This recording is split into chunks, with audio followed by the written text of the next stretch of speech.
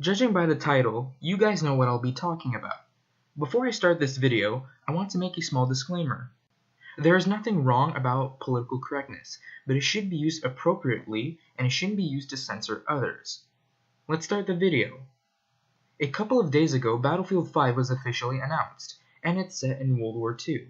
However, there's controversy surrounding this game. DICE has confirmed that you'll be able to change sex and race. This claim has several players unhappy. The reason why is because it's historically inaccurate with the exception of a few nations. On the other hand, people are saying the camping is historically accurate and the multiplayer doesn't have to be. I disagree with that argument.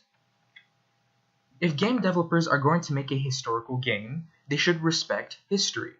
I'm not saying women or people of color shouldn't be in the game. I'm saying their participation should be shown correctly. Many people are arguing that women did see actions in the front lines, they flew planes, and they manned anti-aircraft guns. All of this is true, but there's a catch to all of this.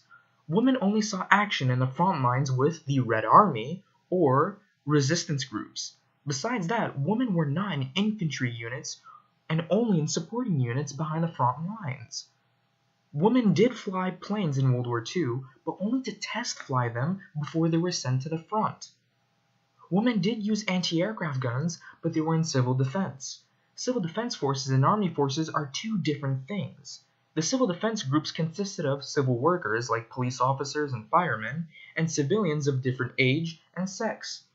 They only saw action in their homeland. The purpose of civil defense forces was to aid the public, shoot down enemy aircraft, and to extinguish fires if any were caused during a bombing raid. We cannot compare the civil defense to the army since both are two different groups. It's like comparing apples and oranges. Also, Germany used kids in the civil defense and in the army during the final stage of the war. But are we going to see children in Battlefield 5? No, because they represent a small minority. Let me give you guys an example. Let's say a multiplayer game was made about the Zulu War. Now, for the sake of my example, I'll provide some numbers to prove my point. These are random numbers, okay? So let's say in total there was 10,000 Zulu warriors in real life. Suddenly, during this time period, 50 British soldiers decided to defect and to help the Zulus and fight with them. In order to prove their allegiance, they had to wear their clothing.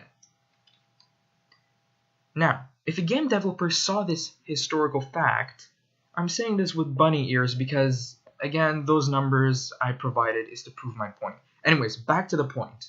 If a game developer were to see this historical fact, does anyone think it would be appropriate for the game developers to allow to customize your Zulu warrior to be white in a multiplayer game?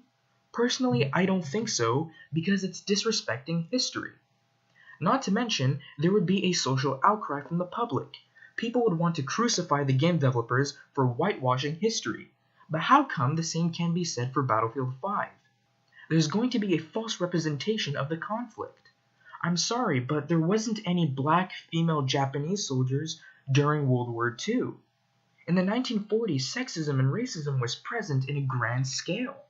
Showing gender and racial diversity in armies that didn't tolerate this is a false representation of history. If DICE wanted to show gender and racial diversity, this is what they should have done. Russia could have a female model for the scout class. France would have an African for one of the four main classes, like in Battlefield 1. The United States would have an African American as one of the four classes, again like in Battlefield 1. Canada, if they'll ever be in the game, can have an Aboriginal for the scout class. Resistance fighter groups can have one or two female player models out of the four classes. This is what DICE should do in order to show diversity correctly. During the reveal, DICE developers were talking about how immersive this game would be and how they would stay true to the setting. I was not immersed in the reveal trailer, nor did I really get a World War II vibe. The British player models do not look like soldiers. They look like they came out of a circus, for God's sake. The fact that those skins were the customizable ones were able to apply to the default skins is concerning. When people asked for customization, they wanted proper World War II uniform and equipment customization, not clown skins. How does this look like this?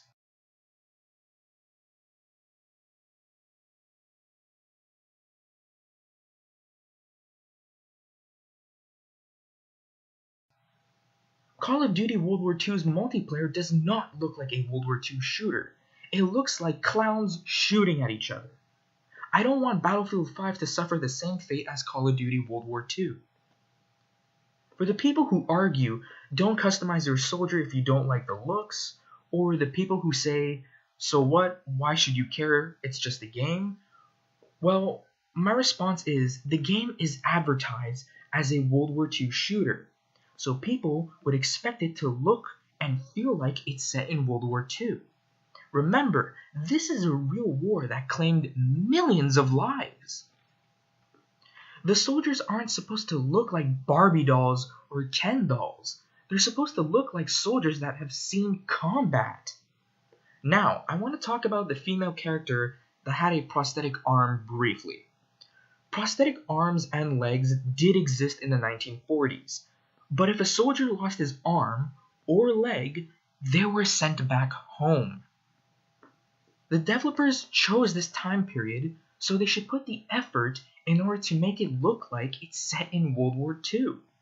When people demand for historical accuracy or realism, they're not demanding the game to be like real life, where you die and don't come back. What they're trying to say is make the game look and feel like it's set in World War II. You don't need to be a rocket scientist to figure this out.